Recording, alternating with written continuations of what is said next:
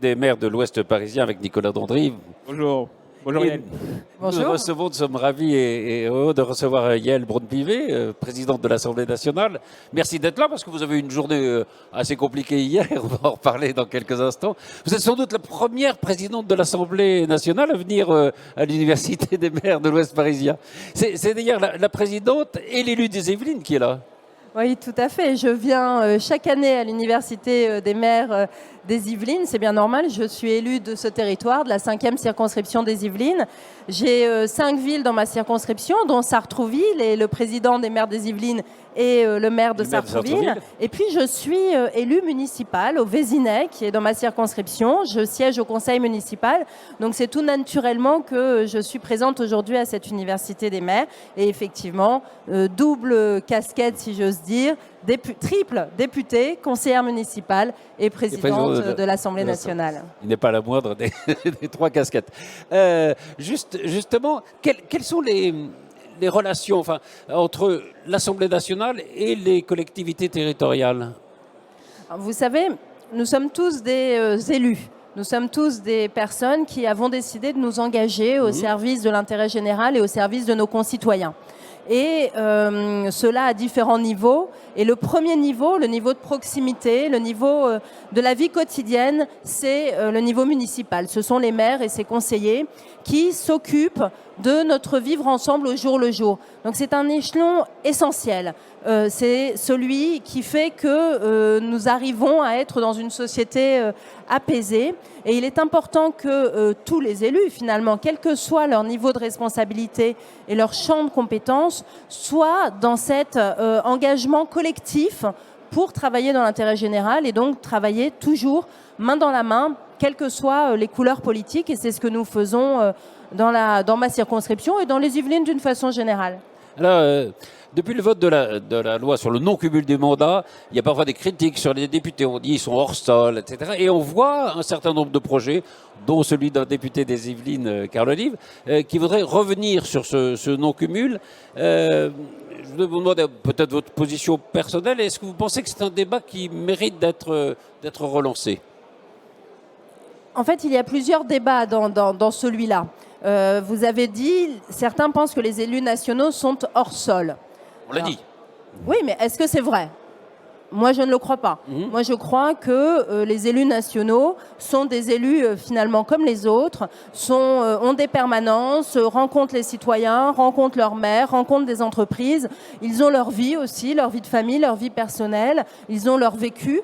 Et donc, ils sont parfaitement ancrés sur les territoires. Et moi, je ne suis pas convaincue que c'est le fait d'avoir une fonction autre et supplémentaire qui permet d'être mieux ancré sur un territoire. L'ancrage territorial s'effectue de façon différente, à mon sens.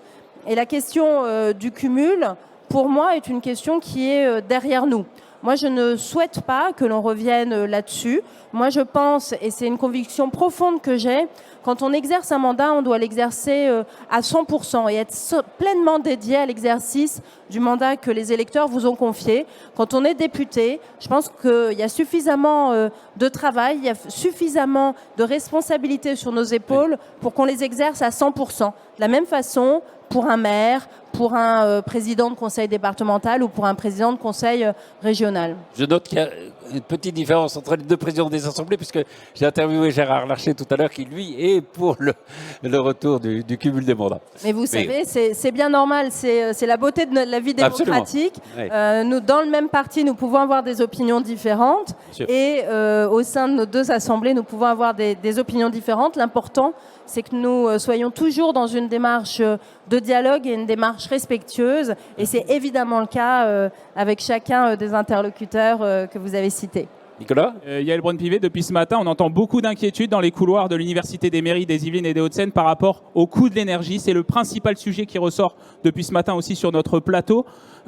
L'AMF, l'Association des maires d'Île-de-France, projette une augmentation entre 30 et 300% des coûts de l'énergie pour les communes. Aujourd'hui, comment les maires peuvent faire face et quel impact vous pouvez avoir au niveau de l'Assemblée nationale? Alors, la question de l'énergie, effectivement, elle préoccupe les collectivités territoriales et les maires au premier chef. Elle préoccupe aussi les entreprises. Et moi, je me suis rendue à plusieurs reprises sur sur des sites industriels et on voit que les coûts de production explosent. Donc c'est une problématique que nous devons prendre globalement et traiter aussi bien pour les entreprises que pour les collectivités. Donc il y a plusieurs pistes de travail, plusieurs propositions, un plafonnement du coût du mégawattheure, un plafonnement global de l'augmentation, un bouclier tarifaire qui serait adapté aux entreprises et aux collectivités. Une chose est certaine, c'est qu'il faut prendre en compte ce qui est finalement aujourd'hui plus qu'une inquiétude. C'est une réalité auquel ces entreprises et les maires sont confrontés et cela impacte la vie quotidienne des mairies et donc notre vie quotidienne et ça impacte aussi l'avenir à travers peut-être des reports d'investissement qui ne seraient pas bons. Donc nous devons agir pour les protéger comme nous avons d'ores et déjà protégé nos concitoyens. Et donc il y a plusieurs pistes à l'étude, mais cette inquiétude, nous l'entendons et nous devons y répondre. On l'a vu cet été, hein, vous avez déjà voté des enveloppes dans un projet de loi, dans une loi rectificative de finances. Vous avez aidé des communes. Alors, il y avait un seuil quand même, parce que toutes les communes n'ont pas pu être aidées, parce que finalement, il y a des conditions. Hein. Tout à fait. Mais aujourd'hui, 80% des communes sont aidées en ce qui concerne les prix de l'énergie. Ce sont en fait toutes les plus petites communes qui ont peu d'employés communaux et qui arrivent à rentrer dans le système que l'on a voté. Maintenant, la question se pose pour les communes de taille plus importante, pour lesquelles il faut avoir des dispositifs adaptés. Elisabeth Borne, à Vichy, je crois, a parlé d'une meilleure concertation avec les collectivités territoriales, une meilleure confiance, une plus grande confiance. Elle n'a pas prononcé le mot de décentralisation. Est-ce que vous seriez pour un nouvel acte de décentralisation ? Et il ne vous aura pas échappé que le président de la République, lui, a parlé d'une grande loi sur la décentralisation. Voilà.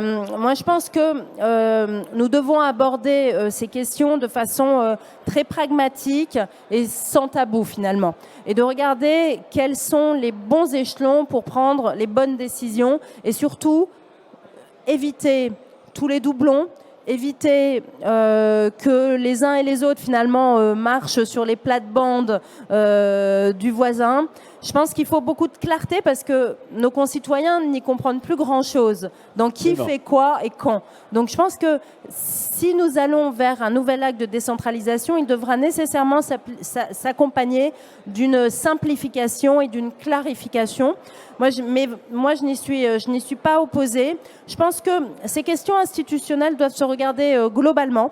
C'est ce que le président de la République avait annoncé pendant sa campagne présidentielle à travers une commission transpartisane pour examiner l'ensemble des questions institutionnelles. Et dans les questions institutionnelles, il y a évidemment la question des territoires, des compétences et de cet éventuellement nouvel acte de décentralisation. Justement, par rapport à ce propos, l'autre inquiétude et l'autre terme qu'on entend et l'expression qu'on entend beaucoup sur l'université des mairies de l'Ouest parisien, c'est le terme d'autonomie financière des collectivités locales. Vous parlez de décentralisation, c'est le transfert des compétences, mais à côté, il faut des moyens. Aujourd'hui, dans le projet de loi de finances, vous souhaitez supprimer la CVAE, hein, la contribution des entreprises aux collectivités territoriales. Est-ce que justement, ça ne va pas à contresens du vouloir plus de décentralisation, mais en même temps récupérer plus de fiscalité, de pouvoir fiscal des collectivités ? Alors, l'idée, à travers la suppression de la CVAE, c'est vraiment de continuer à baisser les impôts tels qu'on l'a fait sur une trajectoire depuis 5 ans. L'idée, c'est de ne pas que les maires et que les collectivités territoriales n'en pâtissent pas. Et donc, le dispositif qui va remplacer la CVAE, déjà la CVAE va être supprimée de façon progressive, ça ne va pas se faire d'un coup. Et surtout, le dispositif, et là, ça s'est créé en lien justement avec les collectivités, sera un dispositif de remplacement dynamique parce que on ne peut pas justement traiter les collectivités de la même façon selon qu'elles ont un dynamisme économique sur leur territoire ou pas. Et donc l'idée, c'est d'avoir justement ce remplacement dynamique. Et donc je pense que ce faisant, on répond à leur inquiétude. Il y a une perte de pouvoir. parce que les collectivités, finalement, n'ont plus de pouvoir de fixer un taux d'imposition, un taux de contribution au sein des conseillers municipaux, départementaux ou régionaux. Ouais, moi, je n'ai pas le sentiment que ce soit une perte de pouvoir. Ce qui est important, c'est qu'elles aient surtout, elles continuent à bénéficier de leur financement, Voilà. et que ces financements puissent évoluer, que ce ne soit pas figé dans le temps. Alors on va parler un peu de l'Assemblée nationale que vous présidez. Vous êtes la première, présidente d'une assemblée qui n'a pas pas la première présidente, mais enfin l'Assemblée n'a pas une majorité absolue. Oui, vous êtes la première femme présidente d'une assemblée. Non, je veux dire, c'est pas la première fois que le président a une assemblée qui n'a pas une majorité absolue. Voilà. Mais c'est quelque chose qui compte. Vous avez même comparé un peu les députés à des fromages. Hein, j'ai vu, il y a les mous, les durs. Non, c'était pas vrai ça? Si, mais c'était... Non, mais attendez. Avec humour. Mais... C'est avec humour, mais c'est surtout que j'ai souhaité faire un cocktail de fin de session qui est un cocktail traditionnel, et j'ai voulu mettre à l'honneur l'ensemble des fromages de nos territoires, ce qui est une façon aussi de sublimer la richesse de notre pays et les différences. Donc effectivement, le discours j'ai eu quelques métaphores sur les fromages, mais c'était en lien avec le buffet. Mais depuis votre élection, c'est vrai que vous êtes une présidente qui a pris soin de faire travailler l'Assemblée, d'écouter d'être à l'écoute des oppositions. Ça a plutôt bien fonctionné jusqu'à présent. Mais là, est-ce qu'avec la discussion budgétaire, on rentre pas dans le dur? Comme dit Aurore Berger, si les oppositions ne veulent pas voter à tout prix, on sera elles nous forcent à utiliser le 49.3. Est-ce que vous êtes d'accord avec cette analyse? Il y a effectivement deux sortes de textes. Il y a des textes sur lesquels nous pouvons bâtir des compromis, et j'appelle à ce que ces compromis soient bâtis, si possible, en amont, en ayant des concertations très approfondies. Et donc, ce sont les textes que nous avons votés cet été. C'est le texte que nous avons voté hier en première lecture sur l'assurance chômage. Et donc, ça fonctionne. Et ensuite, avec le soutien de LR. Voilà, mais c'est la création de consensus, de compromis et d'une discussion. Et c'est ça une assemblée. Une assemblée qui fonctionne de façon pleine et entière. C'est une assemblée qui débat et qui construit des textes qui semblent correspondre à ce qui s'est dit pendant les débats. Et c'est ce que nous faisons. Après, il y a le vote du budget. Et le vote du budget, traditionnellement, dans notre assemblée, c'est un signe très fort d'appartenance ou non à une majorité.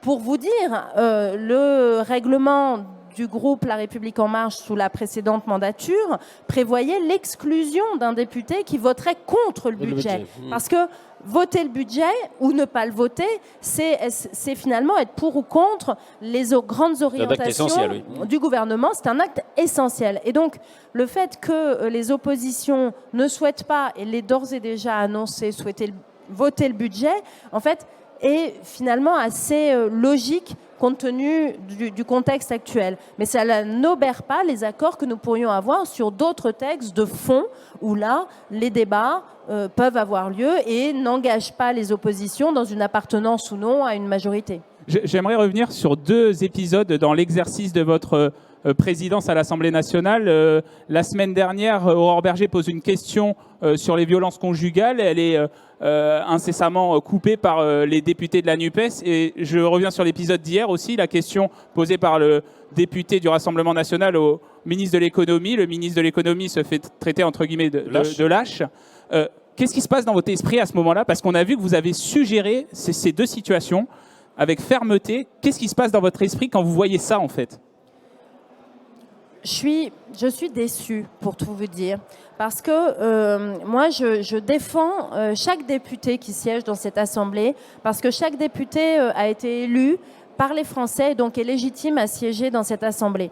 Mais une Assemblée, c'est le lieu du débat organisé, respectueux, entre les uns et les autres, mais respectueux aussi des personnes qui vous ont élus. Et je trouve que lorsque le débat dérape, lorsque il y a des invectives envers des députés ou envers un ministre ou envers celui qui exerce la présidence, lorsque finalement l'Assemblée n'est plus ce lieu de débat apaisé et respectueux, bien dans ces cas-là, il faut que je puisse, et c'est ce que je fais, sanctionner les parlementaires qui iraient trop loin. Et c'est une déception parce que moi je vois et j'écoute les Français, et les Français me disent qu'il souhaite que l'Assemblée, justement, dans laquelle il n'y a pas de majorité absolue, dans laquelle il y a tous les partis qui sont représentés, il souhaite que cette Assemblée fonctionne, il souhaite qu'elle délibère, il souhaite qu'elle vote des textes dans leur intérêt. Et donc, quand l'Assemblée n'est plus en capacité de le faire, je trouve qu'en fait, nous ne remplissons pas pleinement le mandat que nous ont confié nos électeurs et c'est pour ça que je suis déçue. Ça va jusqu'à la sanction d'Astrid Panoisan qui a parlé de xénophobie propos des députés du Rassemblement national. Je suis contente de pouvoir expliquer cela. En fait, ça n'est pas tant le mot, parce que le mot finalement est une description d'un parti politique et cela peut être démontré assez aisément. Mais j'avais appelé à ce qu'il n'y ait pas d'invectives les uns envers les autres, à ce que les débats reviennent dans un climat serein et calme. Et en fait, vous ne pouvez pas avoir des invectives incessantes. Et c'est ça que j'ai sanctionné. Et Astrid Panosyan l'a parfaitement compris. Moi, donc il y a le fond, il y a la forme, il y a le texte, il y a le contexte.